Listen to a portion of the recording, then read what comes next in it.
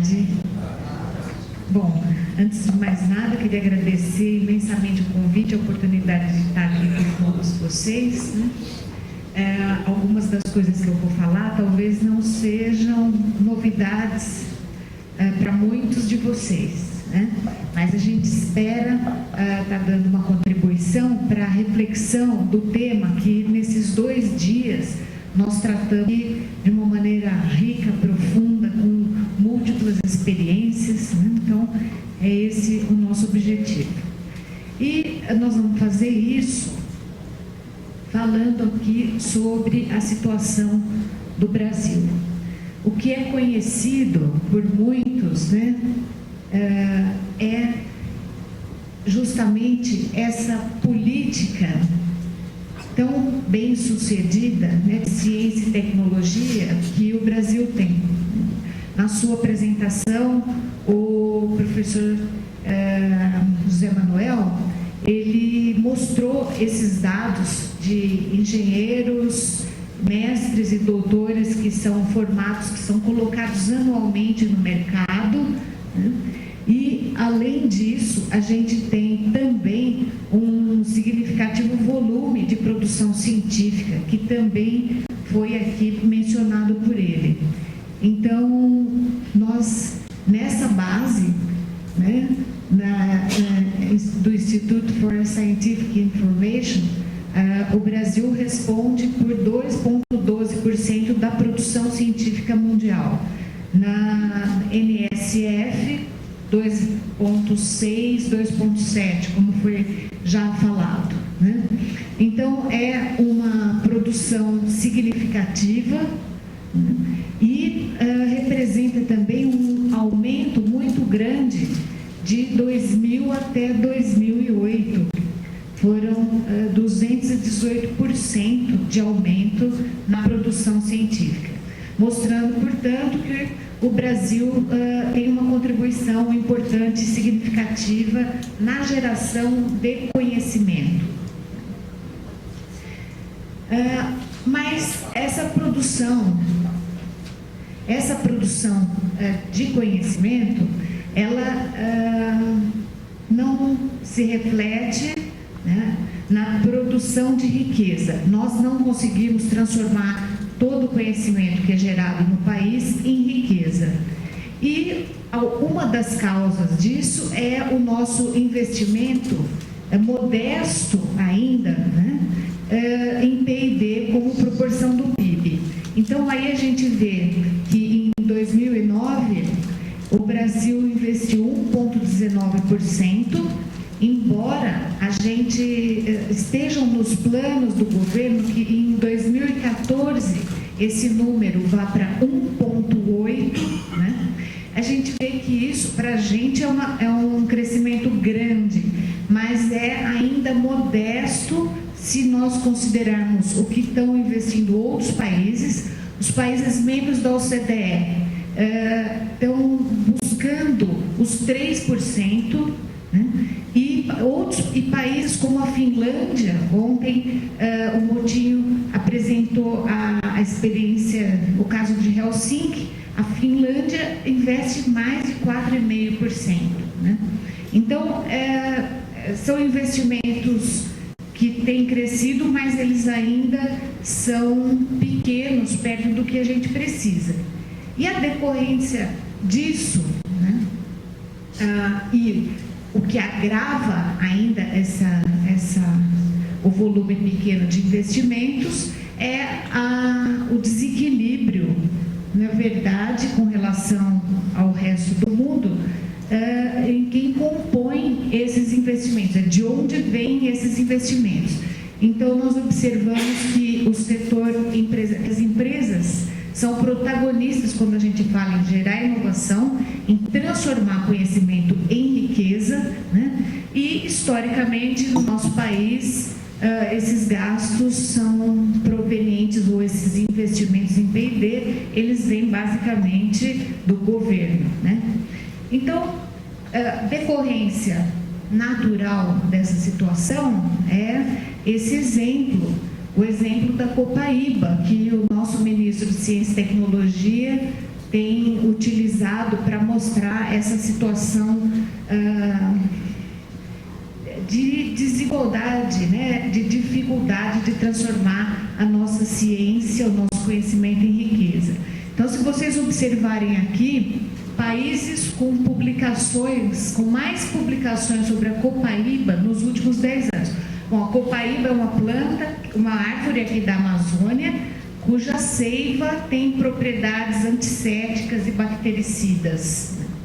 Então, se nós olharmos aqui, a gente vai ver que o Brasil é o país que mais tem publicações sobre a copaíba, 76. A gente observa vários outros países aqui que também figuram, né?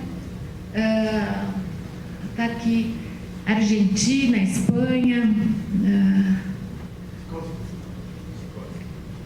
Não, estou procurando Bolívia. Estou procurando nós aqui. Bom, e a gente tem essa situação aqui, né?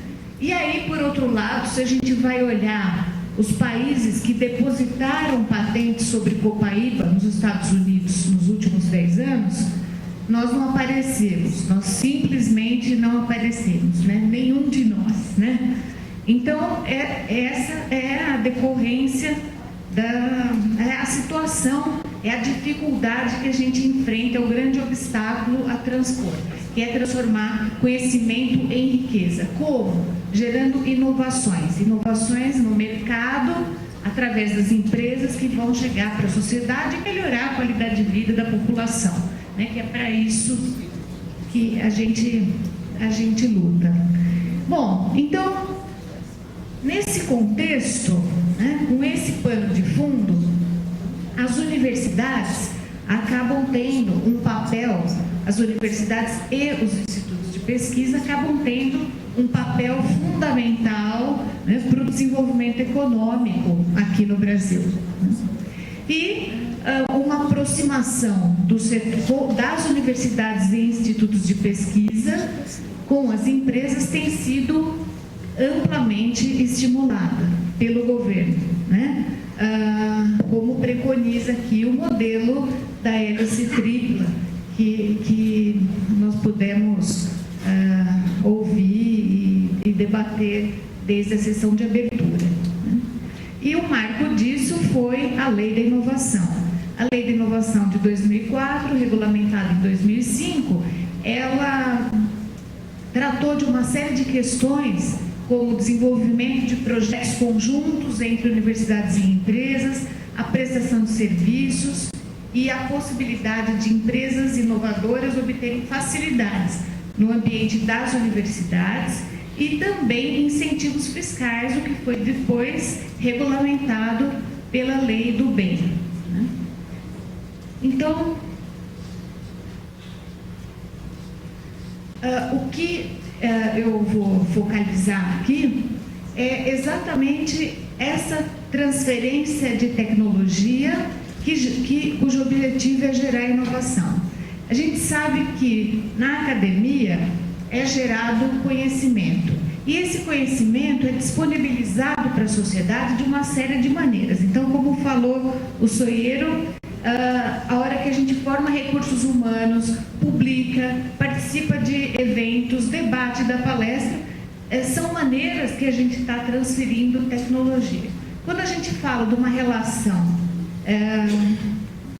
com empresas, né, nós, para gerar inovação, então eu estou focalizando aqui a cooperação, duas vertentes, né? Uma vertente, a cooperação com uma empresa, com o objetivo de ou torná-la inovadora, ou contribuir para que ela se torne inovadora, né? Ou contribuir para que ela se mantenha inovadora. Então, uma relação com uma empresa já existente, ou a geração de spin-offs, que são as empresas geradas a partir de conhecimento desenvolvido na universidade por pesquisadores ou pessoas do grupo de pesquisa.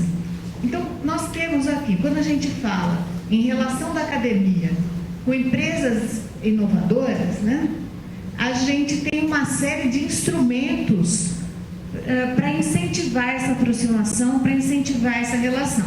Então, hoje nós temos incentivos fiscais, tem financiamento, né?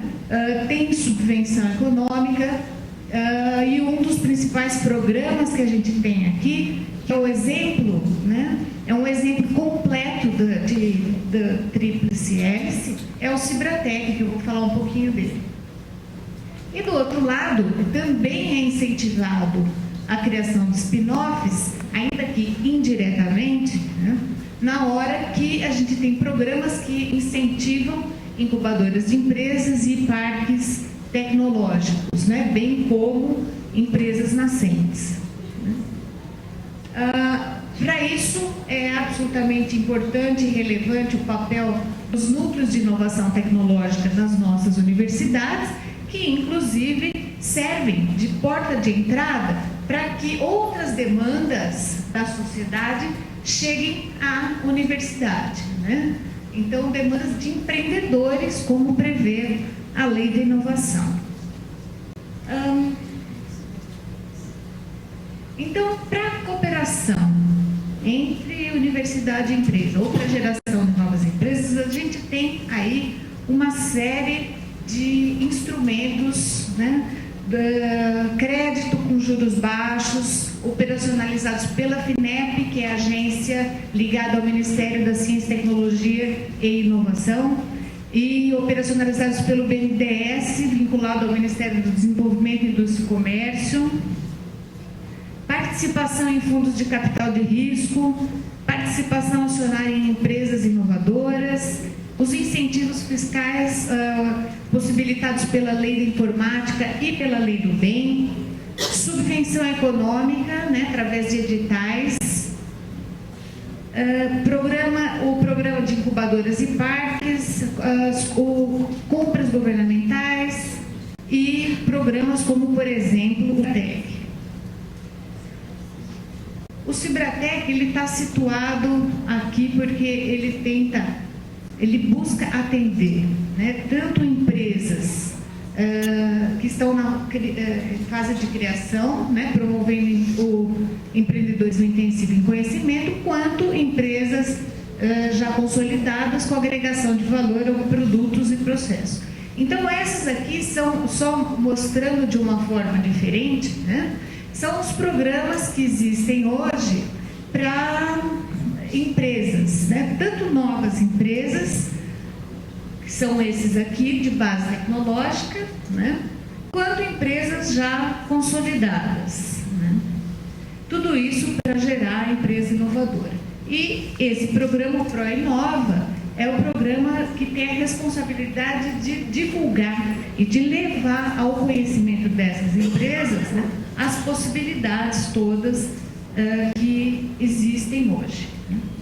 Seria tudo maravilhoso se tudo funcionasse perfeitamente, né? Mas muitos esses instrumentos, eles precisam de ajustes. Alguns são instrumentos de criação recente, né, como a própria Lei do Bem, né, que dá incentivos fiscais para empresas que investam em P&D.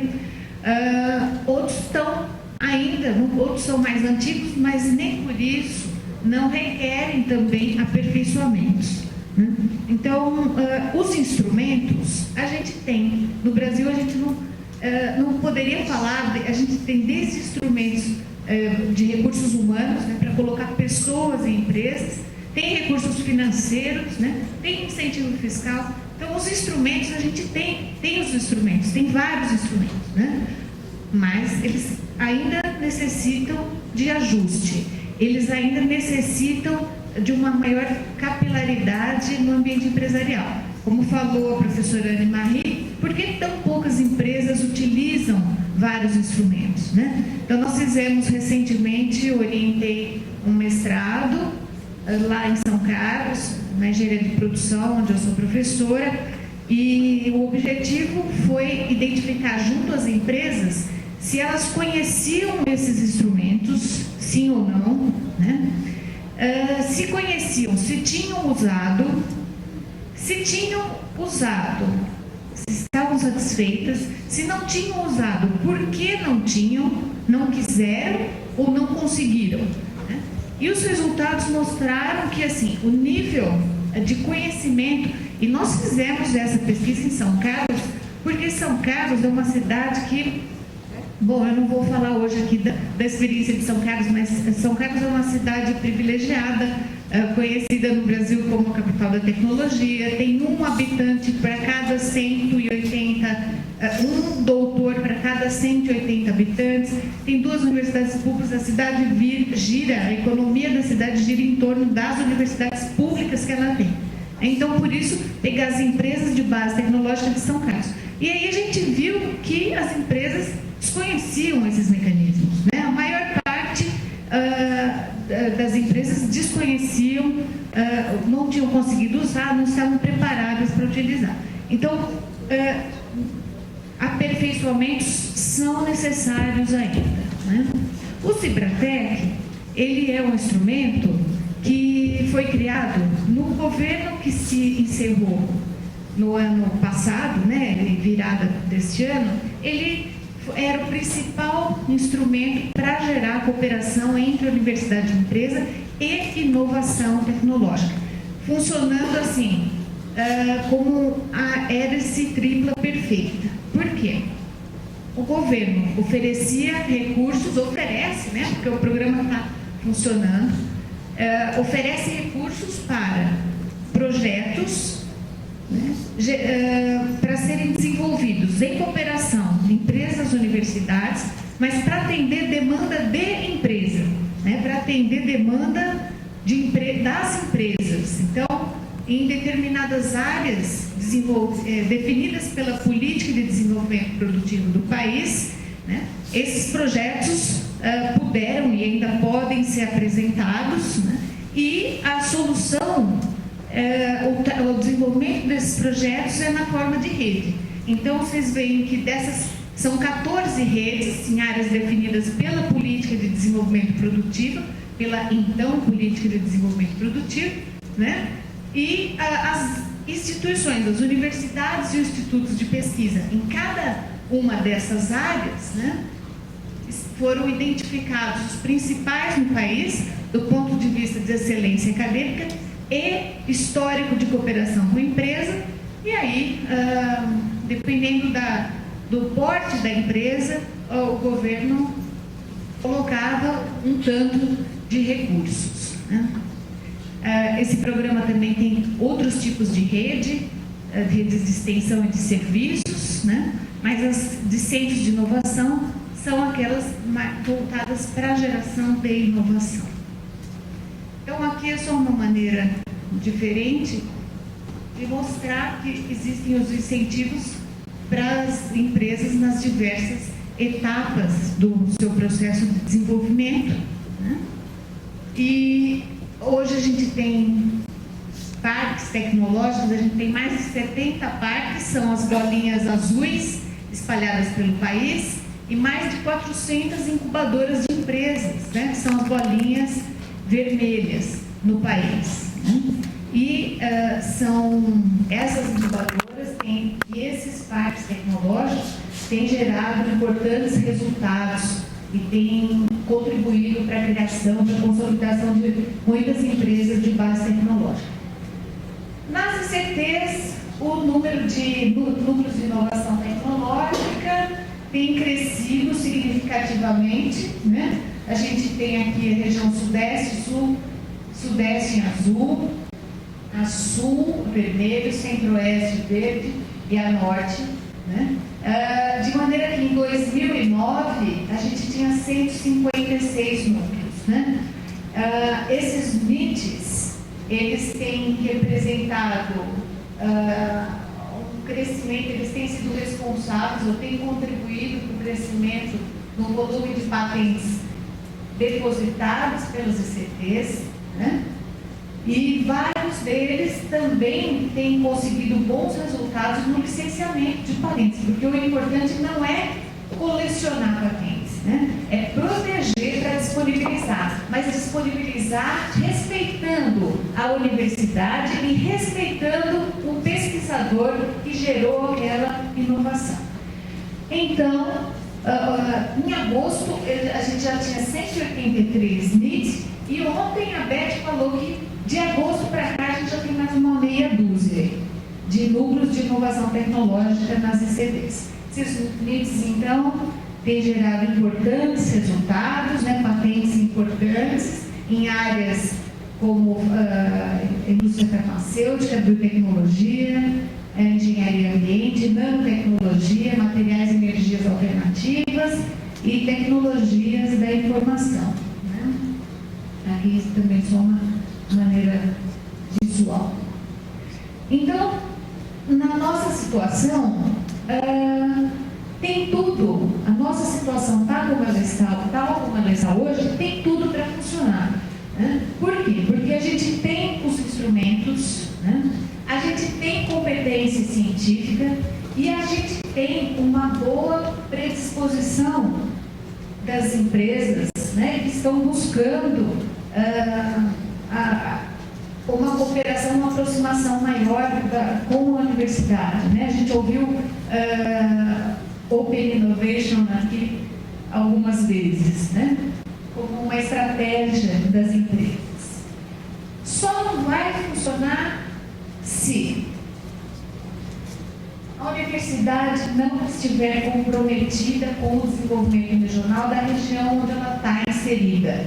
A universidade tem que estar comprometida, né? Ela tem que, não adianta só criar o NIT e não prover a esse NIT a infraestrutura adequada de pessoas, de equipamento, né? Não valorizar a cooperação com a empresa.